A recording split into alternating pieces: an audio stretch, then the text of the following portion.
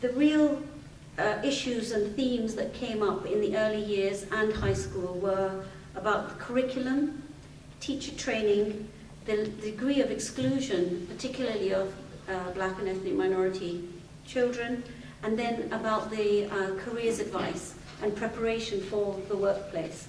And these four themes, we think that, you know, at a very young age, it doesn't matter about careers advice, but we've discovered through our evidence collection that, you know, what happens in the early years actually seems to set a pattern and a trend, and it's very difficult to reverse it.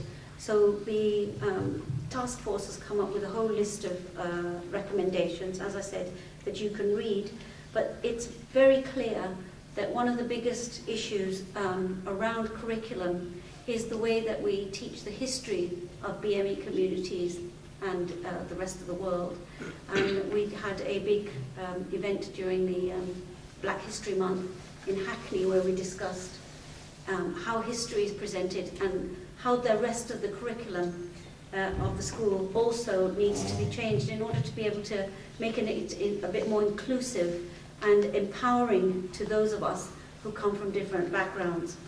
And those were the key issues around the curriculum.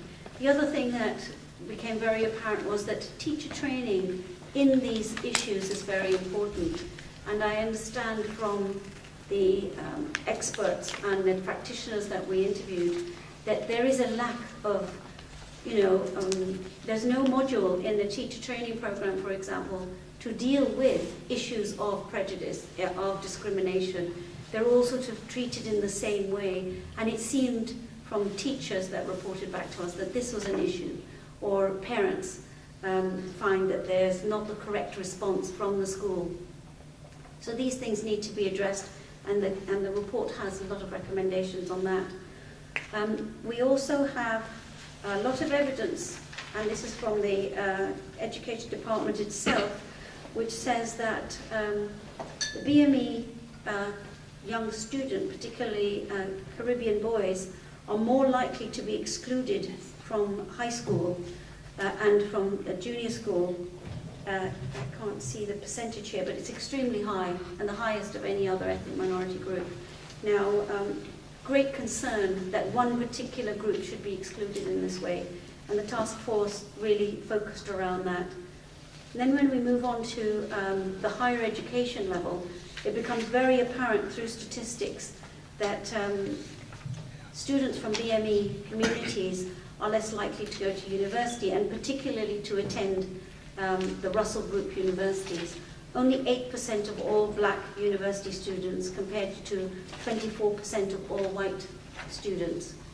So there's a huge disparity between black students applying to university and the average for the nation or for the white population.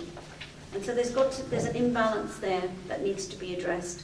And you know, the task force report suggests recommendations such as that universities must be required to have full transparency about all the selection criteria and the evaluations of students that apply.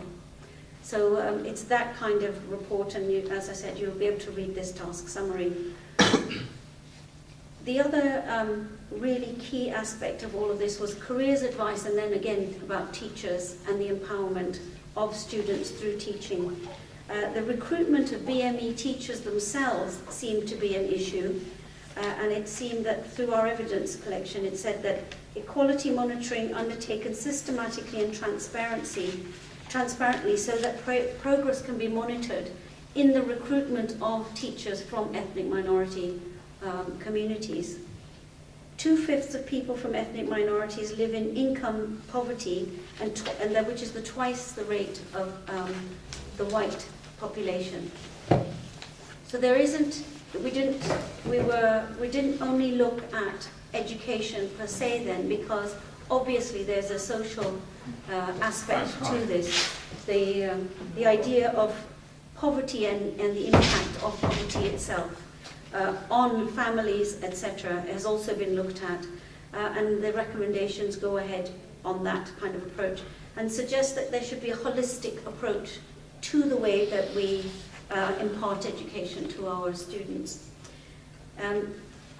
if I may, so that's just a general overview, and last Fringe we had 4 speakers. We had Andrew Bridgewater from Lib Dem in education, Liberal Democrats in education, who spoke to us. We had Brian Light from the Association of Schools and College Leaders, and then we had Janet Clark from Restorative Justice, because one of the things that we discovered was that when you have exclusion, very high numbers of exclusion, it leads on to other social problems. And the people that they were dealing with in the restorative justice system were people who had been excluded early on in their education. So there seems to be a link there, and these things need to be looked at properly. And the whole idea here was that, and the report concludes with this and says that the evidence indicates that the adoption of a holistic approach to equality, combined with a move away from addressing the particular sets of issues faced by each equality strand, has been at the cost of ethnic minority populations, which collectively has been and continues to be the target of sustained discrimination on the grounds of their race. If we can, in other words, if you can actually demonstrate statistically that racial groups have different outcomes in the education system, it is indicative of something going wrong along race lines. And that's the conclusion here. And of course, in a society where we work very hard for the equality and non-discrimination, it's unacceptable to still have these sort of standards. I have recently joined, I've taught at university now for 9 years, and I've taught at many different kinds of universities. I've taught at Goldsmiths, I've taught at Hull International Business School, and I've taught at Birkbeck.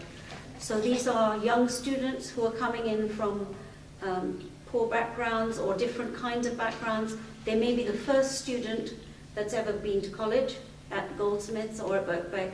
Birkbeck, we had people who were coming in for their second degrees, possibly, or from ethnic minority backgrounds. And now I've joined a FE college in Brent, where I'm teaching young adults who sort of fell out of the education system for various reasons and are coming back as adults with children, with families, and having issues around skills to try to reorient. And I have to say, from my own experience, that all of the factors that are highlighted in this report are very, very apparent to any teacher who is encountering these sort of students and students from these kind of backgrounds. And therefore, it isn't about simply looking at the education system, just the curriculum or just the teacher training. It really does have to, we have to move into a wider sort of remit to understand how to support certain disadvantaged people, how to support particularly groups of where racial discrimination appears to be very rampant or very obvious, and it is about the transparency of institutions. And I think we've really got to advocate for that and fight for it, if you like. And from an employee's point of view, an employer's point of view, the careers advice and the preparation for skills for business or for any other are vital. And one of the things that the task force looks at is apprenticeships. And as Liberal Democrats, we should be very proud of the new apprentice scheme that we have sort of brought forward within the coalition. However, the statistics in 2009 to 2010, 2010 to 2011 demonstrate that 7% of all apprentices in England were from ethnic minorities, compared to 14% of the total working age population. So only half of them are from ethnic minorities, whereas I assume, and those who've dropped out of the education system, the apprenticeships should actually really attract those kind of people, and we seem to not have the right balance there. And so apprenticeships need a lot more work as well.